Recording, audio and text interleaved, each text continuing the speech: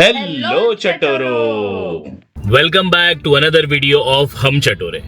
आज हम लोग जाने वाले हैं किनारा द विलेज ढाबा, जो लोकेटेड है लोनावला में। तो चलते हैं, बट पहले गणपति बप्पा। चलिए सफर की शुरुआत करते हैं। रोड ट्रिप की बात ही कुछ अलग होती है और मजा दुगना हो जाता है जब आपकी फैमिली आपके साथ हो। सफर शुरू होते ही सबसे पहले दिखे हमें ये डॉगी मास्टर, जो अपने ही अंदाज में रोड ट्रिप के मजे ले रहे थे। डॉगी जी को हमने बोला बाय और हम चल पड़े हमारे डेस्टिनेशन की तरफ, यानी कि लोनावला। जो लोग मुंबई और पुणे में रहते हैं उनके लिए सबसे नियरेस्ट वीकेंड गेटवे डेस्टिनेशन कोई है तो वो है लोनावला। और बारिश के वक्त यहाँ के नजारे देखने लायक होते हैं। मुझे पर्सनली मुंबई से लोनावला या पूना ट्रैवल करते वक्त सबसे बेस्ट चीज लगती है वो है यहाँ के टनल, जिसमें से गुजरते वक्त पता नहीं क्यों बट बचपन की यादें ताजा हो जाती हैं। बचपन में जब समर वैकेशन के वक्त हम नानी के घर पे जाते थे या फिर हमारे विलेज जाते थे तो ट्रेन से ट्रैवल करते वक्त जब ऐसे टनल आते थे ना तो बहुत मजा आता था और हम जोर से चिल्लाते थे। वही सेम फीलिंग अभी भी आ रही है, बट अब चिल्लाना थोड़ा ऑड लगता है क्योंकि हम बड़े जो हो गए। इसलिए मुझे बचपन पसंद था। जो दिल में आए, जो मन में आए वो करो, बट कोई नहीं, जीना इसी का ही नाम है। तो बढ़ते हैं आगे और सफर को एंजॉय करते हैं।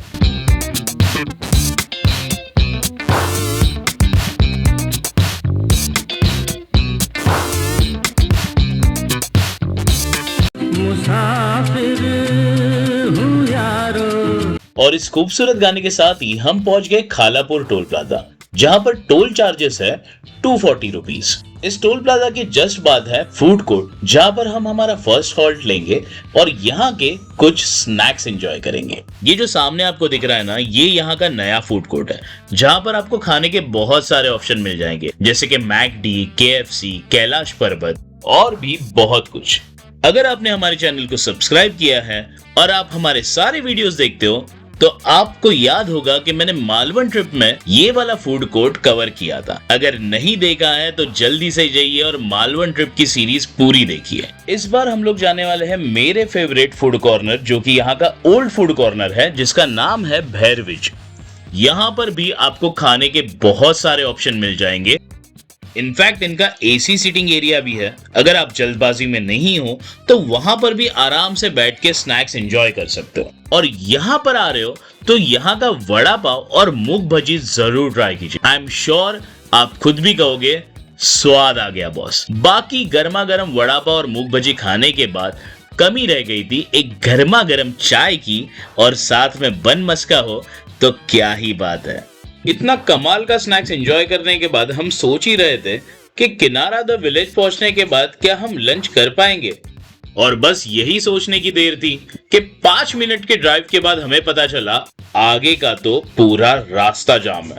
आधे घंटे के सफर में 1.5 घंटे का ट्रैफिक दिखा रहा था। शायद मुंबई के सारे लोग आज ही लोनावला एक्सप्लोर करने के लिए निकले थे, बट ठीक है, स्नैक्स इतना हैवी हो गया था कि हमने सोचा कि ये ट्रैफिक भी एंजॉय कर लेंगे और डेस्टिनेशन पे पहुंचते पहुंचते शायद फिर से भूख लग जाए।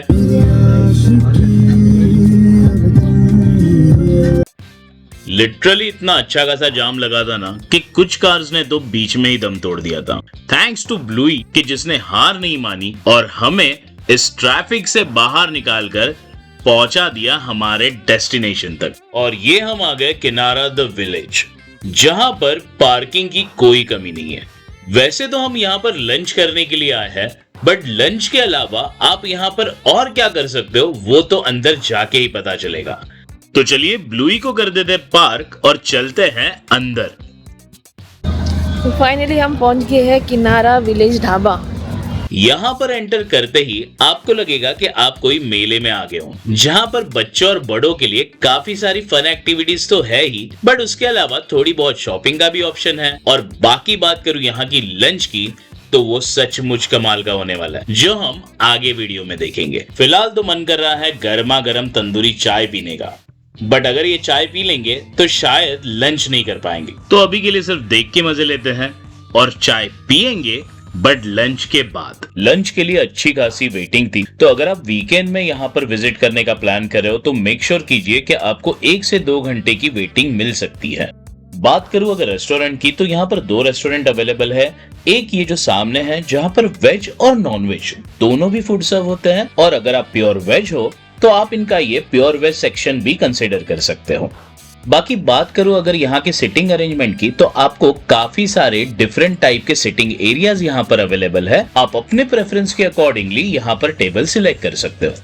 और हाँ, अगर आप मुंबई एंड पुणे के अलावा कहीं दूर से ट्रैवल कर रहे हो तो यहाँ पे होटल रूम की अरेंजमेंट भी है, तो आप स्टे का प्लान भी कंसिडर कर सकते हो और next day Lonavala sightseeing करके back to the home. By the way, lunch के लिए या डिनर के लिए सबसे पहले आपको यहाँ पर रिजर्वेशन करना पड़ता है, जिसका ऑफिस एंट्री गेट के बिल्कुल सामने है। आपको बस यहाँ पर बेसिक इन्फॉर्मेशन बतानी है, जैसे कि कितने लोगों के लिए टेबल बुक करना है, आपका टेबल एंड रेस्टोरेंट प्रेफरेंस क्या है, एंड बस उसके बाद आपको वेट करना है। जैसे ही आपका नंबर आ जाएगा आपको यहाँ से कॉल आ जाएगा। मीनवाइल यहाँ पर काफी कुछ है जो आप एक्सप्लोर कर सकते हो, जिसकी एक झलक आप भी देख लीजिए। यहाँ पर काफी सारी फन एक्टिविटीज है, कुछ फ्री है, कुछ चार्जेबल है। जितनी भी चार्जेबल एक्टिविटीज है उनकी कॉस्ट है बिटवीन 100 to 300। और हाँ, अगर एक से ज्यादा मेंबर सेम एक्टिविटी कर रहा है तो आप थोड़ा बहुत नेगोशिएट भी कर सकते हो, तो याद रखिएगा। बाकी बच्चों के लिए तो ये पैराडाइज है ही, बट आप काफी अच्छा फैमिली टाइम भी यहाँ पर स्पेंड कर सकते हो। थोड़ा बहुत शॉपिंग भी आप यहाँ पर कर सकते हो।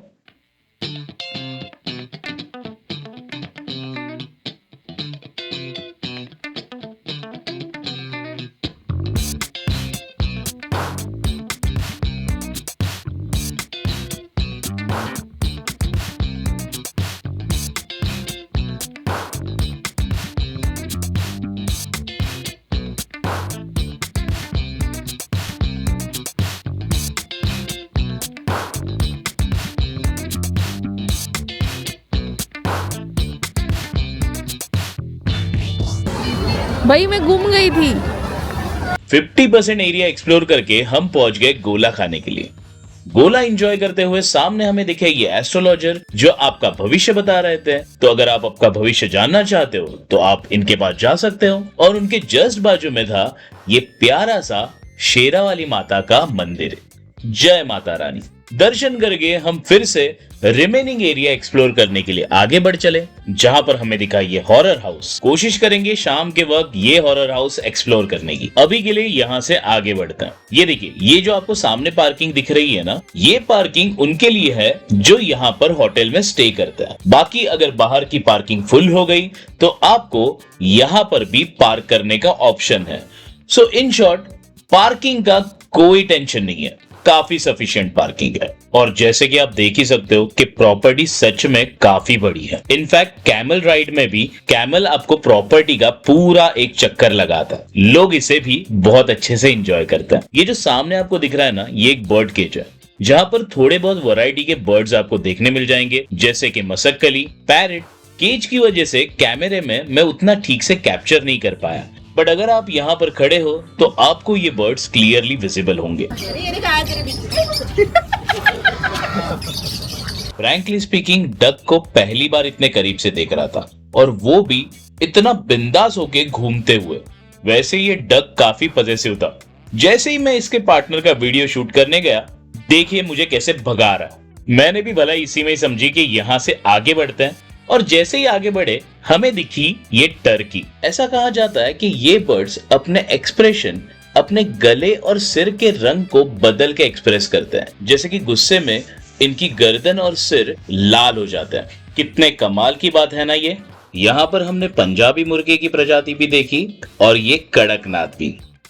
ब्लैक वाला है, काला है ये। यहाँ पर गिर गाय गौशाला भी है। गिर गाय भारत की एक प्रमुख देसी नस्ल है, जो मुख्य रूप से गुजरात के गिर जंगल क्षेत्र में पाई जाती है। ये गाय जंगली होती है, इसलिए इसका मेंटेनेंस काफी कम होता है, बट इसका जो मिल्क होता है वो A2 क्वालिटी का होता है, जो कि सुपीरियर क्वालिटी माना जाता है और हेल्थ के लिए काफी फायदेमंद होता है। ये बैंगन शेप के डस्टबिन देखकर बचपन की यादें ताजा हो गई। याद है वो गार्डन में पेंगुइन शेप के डस्टबिन रखे हुए होते थे। अगर आप 90s किड हो तो आप जरूर रिलेट कर पाओगे। मुझे ये एरिया भी काफी अच्छा लगा, जहाँ पर बॉनफायर की फैसिलिटी है, बच्चों के लिए एक और किड्स प्ले एरिया है।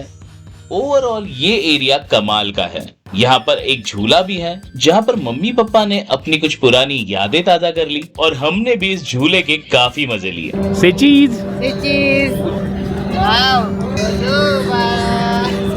एक झोका काळजाचा ठोका एक झोका। और यहाँ पे हो रही है चाय पर चर्चा। पंगा ये है कि चाय नहीं है, ओनली चर्चा। यहाँ पर आपको कुछ एंटीक्स भी देखने मिलेंगे, बट मुझे लगता है कि इनको थोड़ा और मेंटेन रखने की जरूरत है।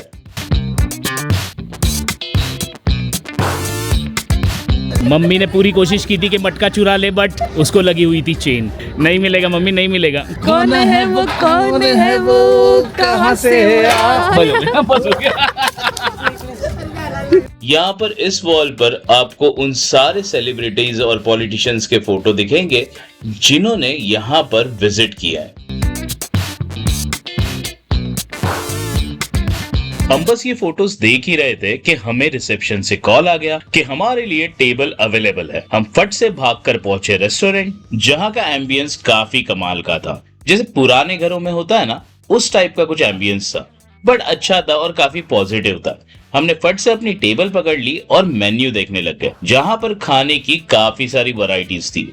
हमने वेज में मंगाया वेज क्रिस्पी, चिकन में मंगाया चिकन मंचूरियन। दिखने में ये जितना टेम्पटिंग लग रहा था ना, खाने में भी उतना ही लाजवाब था, जिसे खाते ही दिल ने बोला स्वाद आ गया बॉस। क्या बात है। यहाँ के स्टार्टर्स सचमुच मजेदार थे। इनफैक्ट हमें स्टार्टर इतने अच्छे लगे कि हमने एक और स्टार्टर ऑर्डर कर लिया, वो भी तंदूरी स्टाइल में। और यहाँ पे जितने भी डिशेस है ना, स्टार्टर हो मेन कोर्स हो, सब 300 to 400 की रेंज में है। अगर आप फिश या मटन खाना चाहते हो तो बिटवीन 500 to 800 की रेंज में आपको मिल जाएगा। बट खाना बहुत स्वाद है, तो आप रिग्रेट नहीं करोगे। मेन कोर्स में हमने ऑर्डर की थी बटर रोटी, हैदराबादी बिरयानी, मटन मसाला और ढाबा स्टाइल पनीर टकाटक।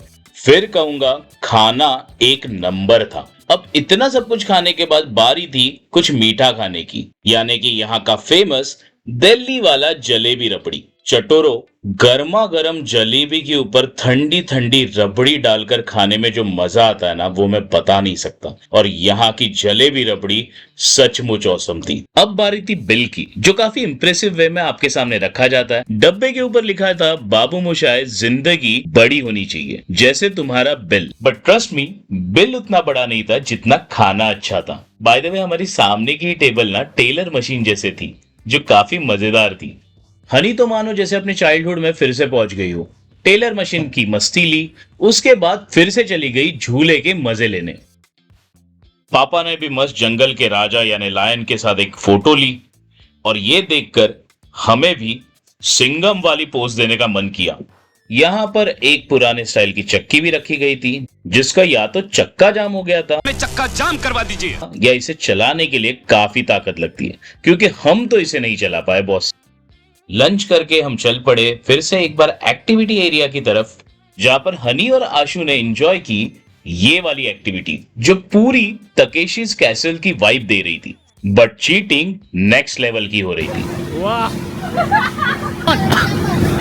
ये बात। काफी बार ट्राई करने के बाद मिलकर एक कोशिश की, और फाइनली कोशिश करने वालों की कभी हार नहीं होती। बट यहाँ चीटिंग करके भी हार हो ही गई। तुमसे ना हो पाएगा। अब बारी थी गर्मा गर्म तंदूरी चाय पीने की। मैं तो वैसे भी चाय लवर हूं, और अगर तंदूरी चाय मिल जाए तो क्या ही बात है। बट जब मैंने चाय चखी, फ्रैंकली स्पीकिंग, मुझे चाय थोड़ी सी ओवर प्राइस लगी, और इससे बेटर वाली तंदूरी चाय मैंने पी है, इसलिए थोड़ा सा डिसअपॉइंट हुआ। बट हाँ, आप ट्राई जरूर कर सकते हो। जैसे ही शाम हुई, यहाँ का क्लाइमेट और भी ऑसम हो गया। थोड़ी थोड़ी ठंड भी महसूस हो रही थी, बट यहाँ से निकलने का मन नहीं कर रहा था। यहाँ की लाइटिंग यहाँ के नजारों को और भी खूबसूरत बना रही थी। हमने सोचा किनारा विलेज को अलविदा कहने से पहले क्यों ना एक लास्ट एक्टिविटी की जाए, तो हम पहुंच गए मिरर मेज। मैं सजेस्ट करूंगा मस्ट ट्राई एक्टिविटी है। इतना मजा आ रहा था ना गाइस। हम लोग को ग्लव्स पहनने के लिए दिए थे प्लास्टिक के, ताकि मिरर पे कोई भी दाग ना आए और बाहर निकलने का रास्ता आप ढूंढते रह जाओ। ये सच में इतना फुल ऑफ फन और अमेजिंग एक्सपीरियंस था ना कि मजा आ गया। भूल भुलैया से निकलते निकलते हम फिर से उस स्टार्ट पॉइंट पर पहुंच गए जहां से हमने एंट्री की थी। इधर दिखा, इधर दिखा। निकला ही अब तो। अरे ये एंट्री है। अरे भाई ये एंट्री है। काफी मेहनत लगी एग्जिट ढूंढने के लिए, बट ये मेहनत बहुत ही मस्ती भरी थी और सच में हमने काफी इंजॉय किया।